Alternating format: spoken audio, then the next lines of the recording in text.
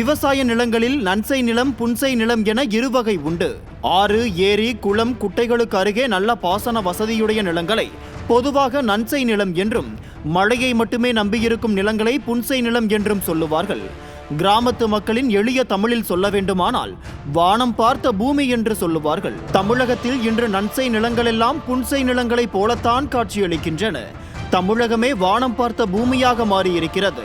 ஆறுகள், ஏரிகள், குளங்கள், குட்டைகள் என எல்லாம் இருந்தும் நாம் எப்போது மழை பெய்யும் என ஏங்க வேண்டியிருக்கிறது. காரணம் என்ன? வட மாவட்டங்களை வளப்படுத்தும் பாலாற்றால் ஆந்திராவை கடந்து வர முடியவில்லை. டெல்டா மாவட்டங்களை வளப்படுத்த வேண்டிய காவிரியோ கர்நாடகாவிடம் கைதியாக இருக்கிறது. தென் மாவட்ட ஆறுகளோ கேரள ஆறுகளிடம் கெஞ்சிக் கொண்டிருக்கின்றன. ஆம், காலப்போக்கில் நாம் நீருக்காக அண்டை மாநிலங்களை எதிர்பார்க்கும் சூழலுக்கு தள்ளப்பட்டு விட்டோம். இத்தகைய சூழலில் இந்தியா எனும் நம் நாடு நமக்கான நதிநீர் உரிமையை பாதுகாத்துக் கொள்ள, அண்டை மாநிலங்களுடன் முறையாக நீரை பங்கிட்டுக் கொள்ள உரிய சட்ட வழிமுறைகளை கொடுத்திருக்கிறது. ஆனால் அந்த சட்ட பாதுகாப்பெல்லாம் அண்டை மாநிலங்கள் நீதிமன்ற உத்தரவுகளை மதிக்கும் வரைதான். அவர்கள் அதை பின்பற்ற முடியாது என முரண்டு பிடிக்க தொடங்கினால் நம் பாடு திண்டாட்டம்தான். இத்தகைய அசாதாரண சூழலில்தான் நம் மாநிலத்தை ஆளும் ஆட்சியாளர்கள் விழிப்போடு இருக்க வேண்டும். விழிப்போடு இருந்து நம் உரிமைகளை போராடி வெல்ல வேண்டும். ஆனால் இன்று தமிழகத்தை ஆண்டு கொண்டிருக்கும் பொம்மை முதல்வரோ கும்பகர்ண தூக்கத்தில் இருக்கிறார். சமீபத்தில் கேரளாவில் இருந்து வெளியான ஒரு காணொளி தமிழகத்தை உலுக்கியது. அந்த காணொளியில் காட்டுப்பகுதியில் ஏதோ ஒரு கட்டுமான பணி நடப்பதாக பதிவாகி இருந்தது. என்னதான் செய்கிறது கேரள அரசு என விசாரித்த போதுதான் சிலந்தி ஆற்றில் சத்தமில்லாமல் ஒரு அணையை கட்டி கொண்டிருக்கிறார்கள் என்கிற உண்மை வெளிச்சத்திற்கு வந்தது. சிலந்தி ஆறு நம் மாநிலத்தில் இருக்கும் அமராவதி ஆற்றின் துணை ஆறுகளில் ஒரு ஆறு. இந்த ஆற்றில் இருந்து வரும் நீர் அமராவதி அணையில் தேக்கப்பட்டு திருப்பூர், கரூர் உள்ளிட்ட மாவட்டங்களுக்கு பகிர்ந்தளிக்கப்பட்டு வருகிறது. இந்த நீரை நம்பி சுமார் 50,000 ஏக்கர் விவசாய நிலங்களில் சாகுபடி நடைபெற்று வருகிறது. சிலந்தி ஆற்றில் கேரள அரசு அணை கட்டுவதால் அமராவதி ஆற்றிற்கு கிடைக்கும் நீரின் அளவு குறையலாம் அல்லது முற்றிலுமாக நிறுத்தப்படலாம்.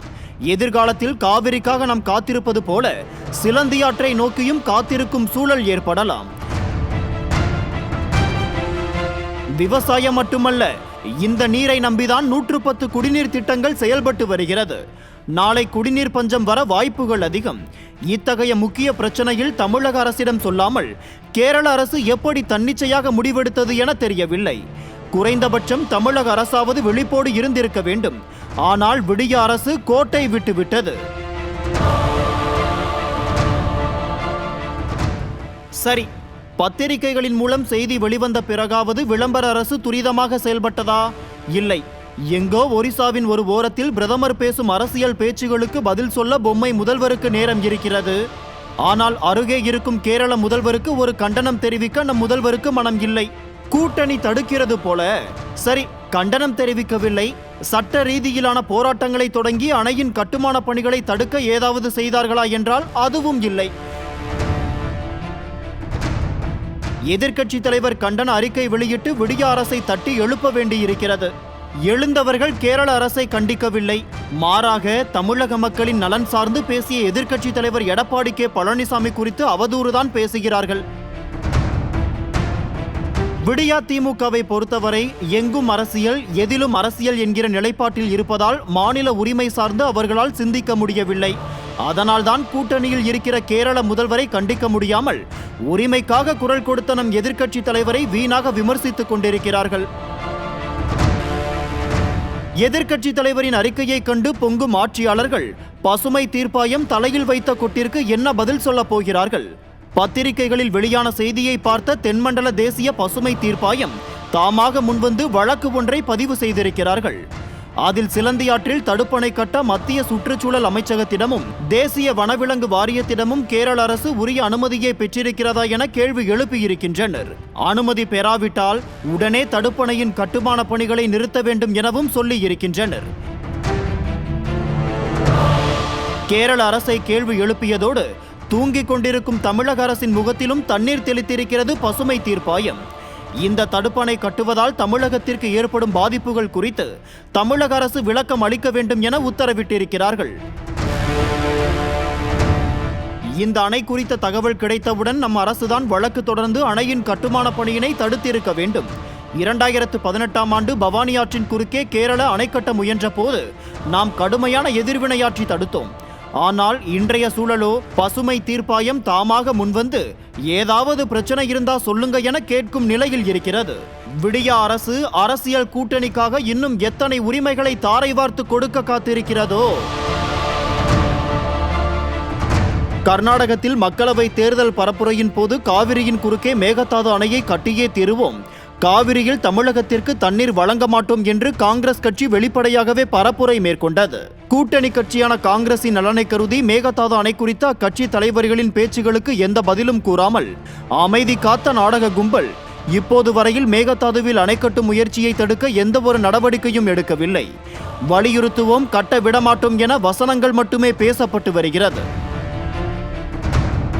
தமிழகத்திற்கு ஆண்டுதோறும் காவிரியில் இருந்து 177.25 டிஎம்சி தண்ணீரை கர்நாடகம் வழங்க வேண்டும் என்று உச்சநீதிமன்றம் உத்தரவிட்டது.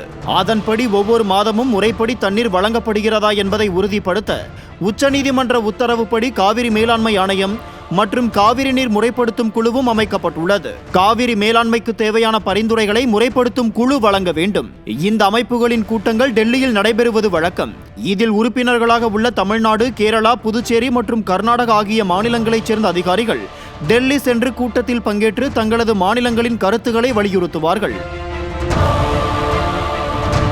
காவிரி மேலாண்மை ஆணையத்தை விட காவிரி நீர் முறைப்படுத்தும் கூட்டத்தில்தான் திடமான விவாதங்கள் நடத்தி தமிழகத்தின் உரிமையை காக்க முடியும். விடியா திமுக அரசு பதவியேற்றதில் இருந்து நீர்வளத்துறை அதிகாரிகள் இந்த கூட்டங்களில் தமிழகத்தின் உரிமைகளை பெரிதாக விவாதிப்பதில்லை என்றுதான் விவரம் தெரிந்தவர்கள் சொல்கிறார்கள்.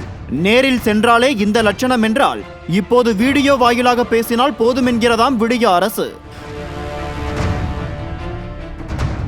தமிழக அரசு அதிகாரிகள் டெல்லி செல்லாமல் ஆன்லைன் வாயிலாக காவிரி மேலாண்மை வாரிய கூட்டத்தில் பங்கேற்க வேண்டும் என்று உத்தரவிட்டிருக்கிறது விடியா அரசு. கர்நாடகாவை ஆளும் காங்கிரஸ் தலைவர்கள் சங்கடப்பட்டு விடக்கூடாது என்பதில் விடியா அரசு அக்கறை காட்டுவதற்கு இந்த நடவடிக்கைகள் எல்லாம் நல்ல உதாரணம். காங்கிரஸ் உடனான கூட்டணிக்காக காவிரி விவகாரத்தில் கள்ள மௌனம் சாதிக்கும் பொம்மை முதல்வர் இப்போது இன்னொரு கூட்டணி கட்சியான மார்க்சிஸ்ட் கட்சியின் அரசியல் லாபம் கருதி சிலந்தி ஆற்றில் தடுப்பணை கட்டும் விவகாரத்திலும் வாயை திறக்க மறுக்கிறது. திமுக அரசின் இந்த துரோகங்களை தமிழகம் கவனித்துக் கொண்டுதான் இருக்கிறது. உரிமையை மீட்க ஸ்டாலின் குரல் என்று திமுக நடத்தும் கபட நாடகத்திற்கு தமிழகம் இரையாகாது.